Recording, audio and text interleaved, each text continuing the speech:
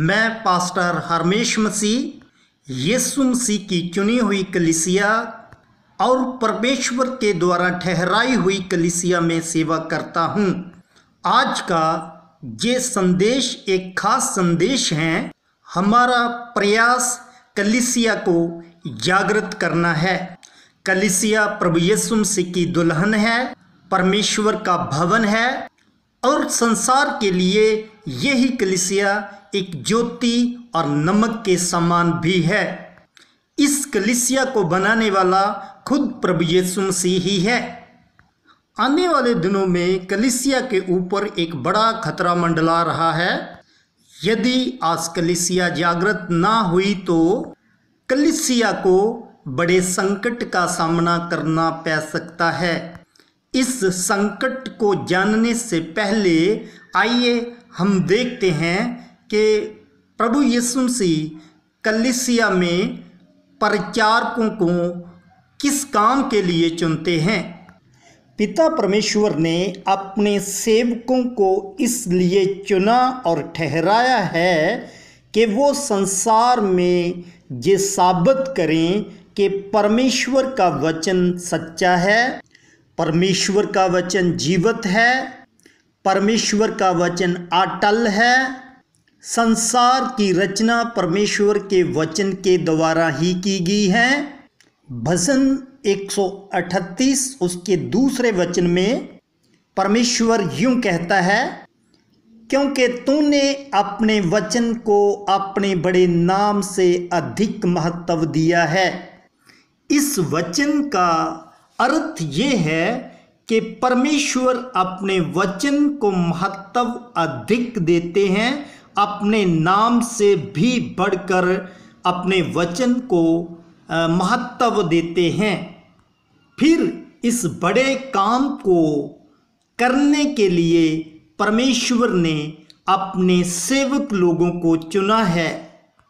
जब पहले सदी की कलीसिया थी, उन्होंने इस बड़े भेद को समझ लिया और भेद को समझते हुए कलीसिया में सेवकों ने सबको ये बोला। प्रेरितों के काम 6 अध्याय के 4 वचन में ऐसा लिखा है, परंतु हम तो प्रार्थना में और वचन की सेवा में लगे रहेंगे। ये शब्द प्रेरितों ने कलीसिया को बोले। ये 2 काम बहुत उत्तम काम हैं। इन दोनों कामों के लिए सेवक लोगों ने अपने आप को समर्पित किया था। अब मैं आपके सामने अपना निजी तजर्बा रखना चाहता हूँ। मैंने प्रभु को तकरीबन 40 साल पहले ग्रहण किया और अच्छे लोगों की संगति में जीवन व्यतीत किया। तकरीबन 20 साल का मेरा सेवकाई का तजर्बा भी है।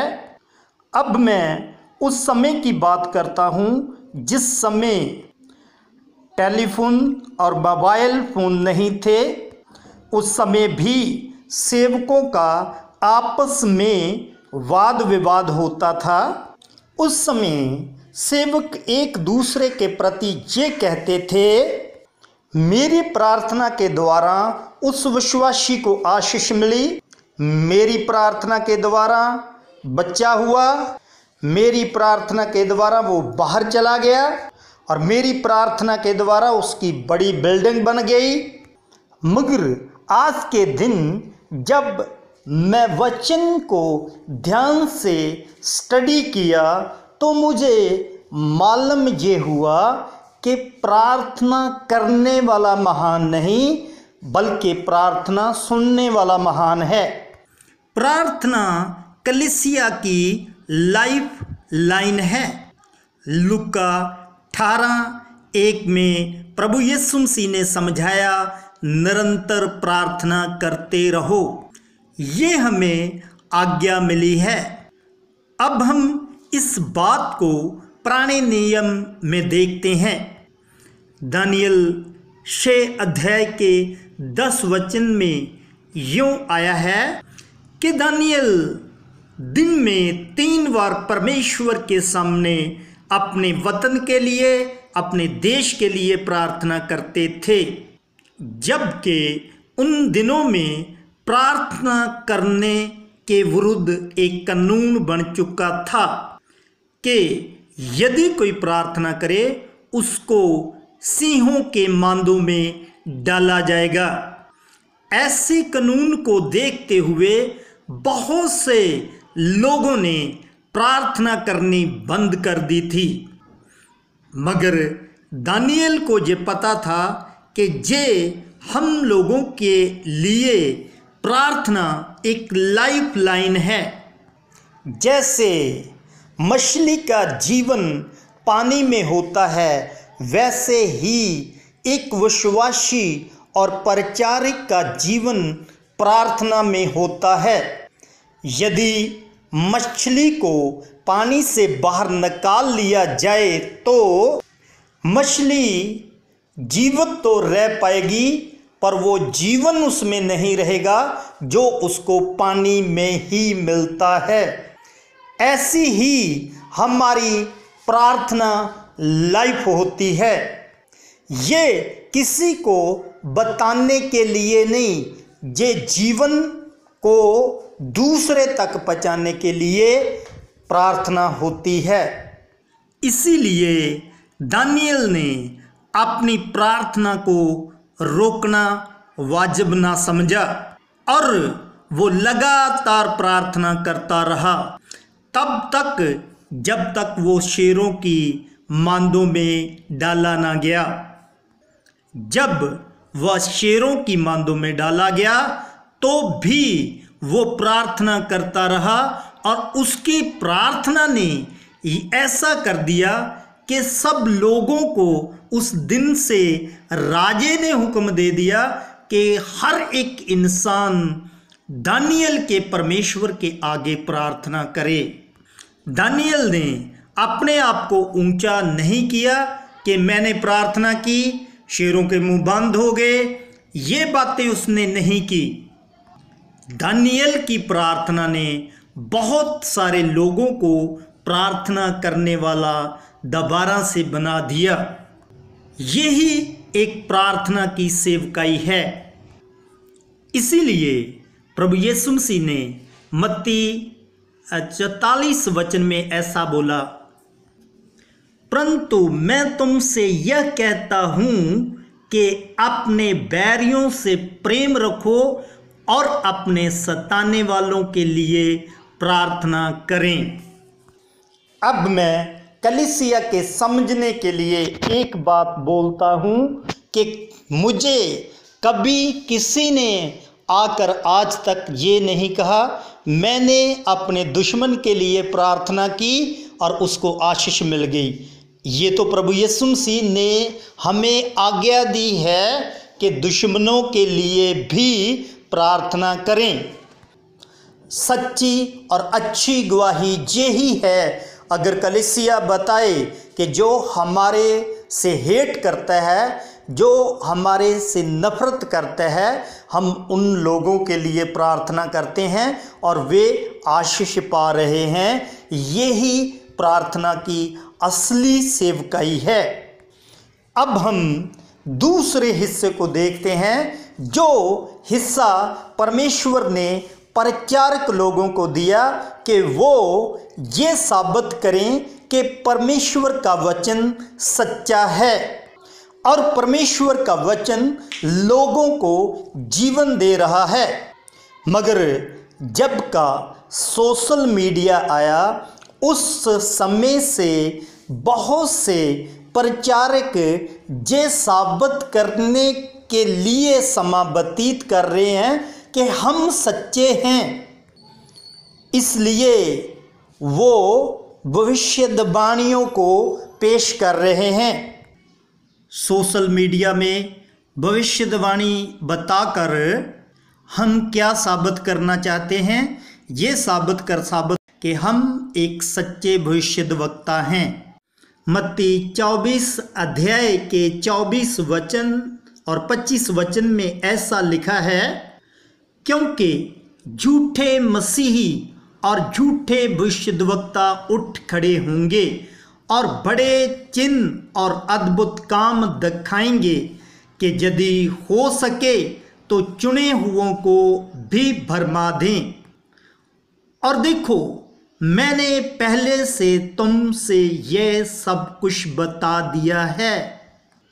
और ये वचन ये बताता है कि अंत वाले दिनों में झूठे भविष्यद्वक्ता होंगे और सच्चे भविष्यद्वक्ता को और सच्चे प्रचारक को कभी भी जरूरत नहीं पड़ती कि वो लोगों के सामने साबित करें कि वो सच्चा है।